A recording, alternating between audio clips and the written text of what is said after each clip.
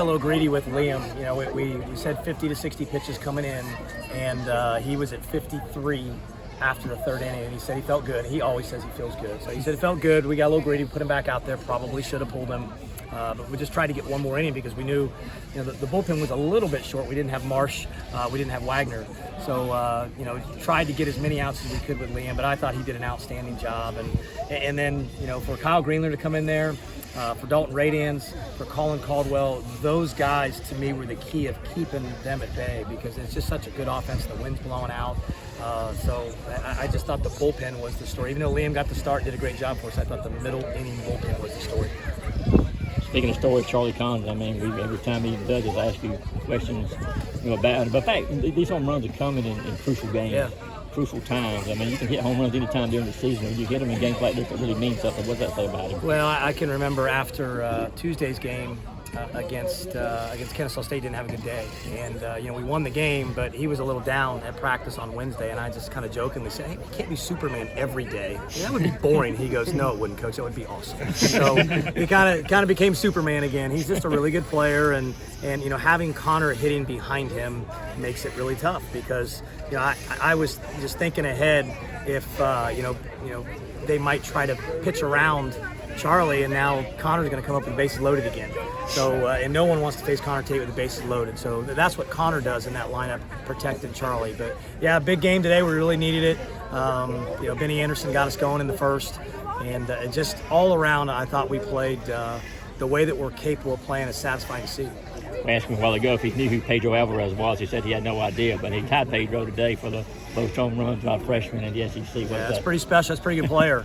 That's a pretty good player. So, yeah, but we need to get these guys up. They don't know who George Brett is. I mean, these guys, it's amazing. They got to get, if they're on MLB, the show, they know who they are. But bottom line, Charlie's a great player. Really excited for him. He's such a great kid, and he deserves it. And, you know, too, last weekend you lose 2 or 3 at Ole Miss, and it kind of feels like we're kind of on the cusp of not making a regional. Now, win 2 or 3 against Tennessee, kind of script is flipped a little bit. How you guys just continue to, you know, kind of almost on the verge, but you find a way when you are that way to make something happen?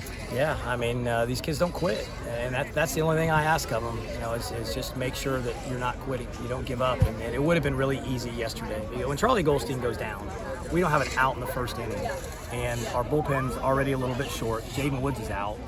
Liam Sullivan is going to be limited. Oh no. I mean, everybody thought it. I mean, oh no. That's the first thing that everybody said. What's going to happen for the next 18 innings? And what happened is Jarvis Evans stepped up, and then Chandler Marsh stepped up, and everybody just started stepping up and doing their job. And it was contagious today. Everybody that went out there did their job. Colin Caldwell walks the first guy and then strikes out Burke. That was huge right there because, again, the wind's blowing out. We're going to have to make a pitching change. If Colin doesn't get him out, we're going to have to take him out, and then we might have to extend Finley a little bit longer. So only having to throw Finley 1 inning was huge. Charlie mentioned that, you know, it feels like the last 6 weeks you guys have been playing elimination games almost. I mean, as you get into Hoover and then potentially regional, you feel like maybe there's a little bit of benefit of that where you guys haven't had the luxury of being on cruise control necessarily. Well, it's for sure. We haven't been on cruise control, and we can't afford to be. So we've got to finish strong, and you know, and I said it, you know, probably about 4 weeks ago. We were playing better. And if we went down to Florida, I thought we played well, but we didn't win the series. And there's no.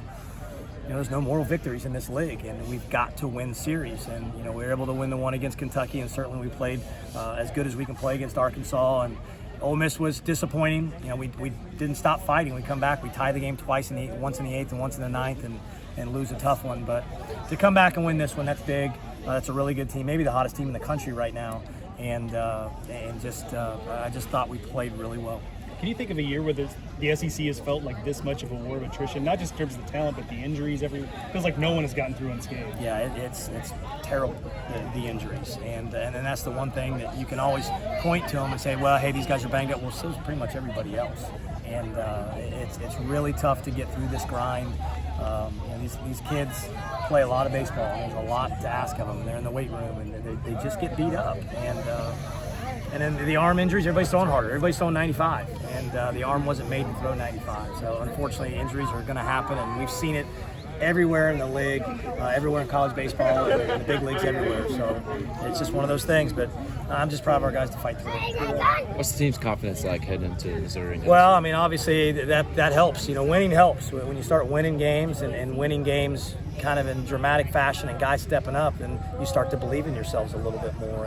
And there's been some times when we haven't played very well. Guys didn't get their jobs done, and then you see some heads hanging because they're trying so hard. They want to win so badly, and when it doesn't work out, it's tough to handle. But these kids are tough. When you've got Ben Anderson and Connor Tate and Nolan Crisp. I mean, Nolan Crisp has been through it. He really helps his team out. So the guys have just stepped up, but certainly confidence level is pretty high right now. Still planning on getting pictures of Charlie tomorrow in his hamstring? Yes, yeah. And he was actually pretty good today.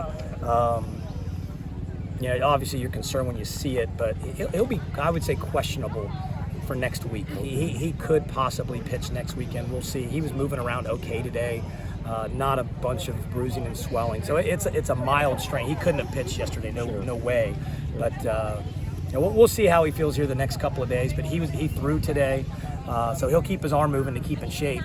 So and just to get himself going. But hopefully he can be available next week. And Fernando, the pinch hit too, was pretty good. Fernando took batting practice today. He wanted to DH today, and I thought DA deserved to start. Yeah. I've given a lot of those guys opportunities, and DA Allen is one of our team leaders, and it's just such a great kid. And he had surgery on his hamate bone. He was out for 5 weeks. He's been back for a couple weeks, available to play. Hadn't got much opportunity, but he got the chance today and got a big hit, and that was really big for our team.